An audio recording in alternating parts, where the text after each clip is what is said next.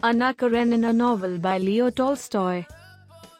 The Oblonsky family of Moscow is torn apart by adultery.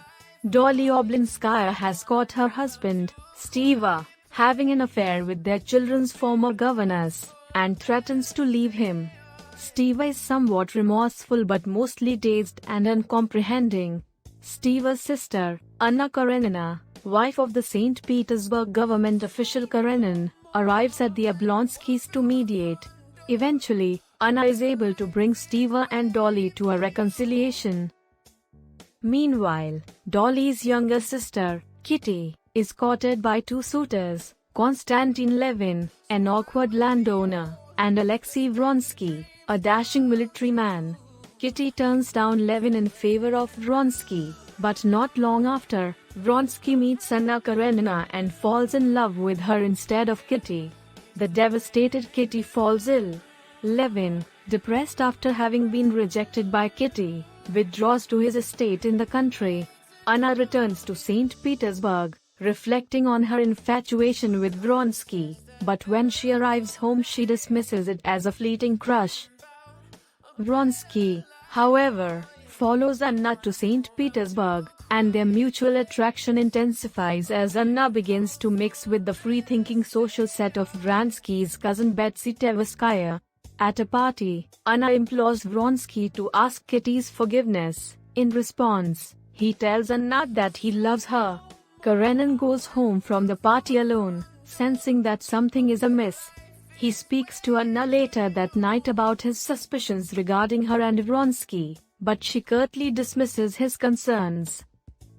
Some time later, Vronsky participates in a military officer's horse race. Though an accomplished horseman, he makes an error during the race, inadvertently breaking his horse's back. Karenin notices his wife's intense interest in Vronsky during the race. He confronts Anna afterward, and she candidly admits to Karenin that she is having an affair and that she loves Vronsky. Karenin is stunned. Kitty, meanwhile, attempts to recover her health at a spa in Germany, where she meets a pious Russian woman and her do-gooder protégé, Virenka. Kitty also meets Levin's sickly brother Nikolai, who is also recovering at the spa. Levin's intellectual half-brother, Sergei Kolniashev, visits Levin in the country and criticizes him for quitting his post on the local administrative council. Levin explains that he resigned because he found the work bureaucratic and useless. Levin works enthusiastically with the peasants on his estate but is frustrated by their resistance to agricultural innovations. He visits Dolly, who tempts him with talk of reviving a relationship with Kitty. Later, Levin meets Kitty at a dinner party at the Oblonsky household, and the two feel their mutual love. They become engaged and marry. Karenin rejects Anna's request for a divorce. He insists that they maintain outward appearances by staying together. Anna moves to the family's country home, however, away from her husband. She encounters Vronsky often, but their relationship becomes clouded after Anna reveals she is pregnant. Vronsky considers resigning his military post, but his old ambitions prevent him. Karenin, catching Vronsky at the Karenin country home one day, finally agrees to divorce. Anna, in her childbirth agony, begs for Karenin's forgiveness, and he suddenly grants it. He leaves the divorce decision in her hands, but she resents his generosity and does not ask for a divorce. Instead, Anna and Vronsky go to Italy, where they lead an aimless existence.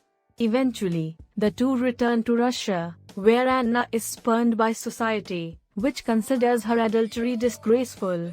Anna and Vronsky withdraw into seclusion, though Anna dares a birthday visit to her young son at Karenin's home. She begins to feel great jealousy for Vronsky, resenting the fact that he is free to participate in society while she is housebound and scorned. Married life brings surprises for Levin, including his sudden lack of freedom. When Levin is called away to visit his dying brother Nikolai, Kitty sparks a quarrel by insisting on accompanying him. Levin finally allows her to join him.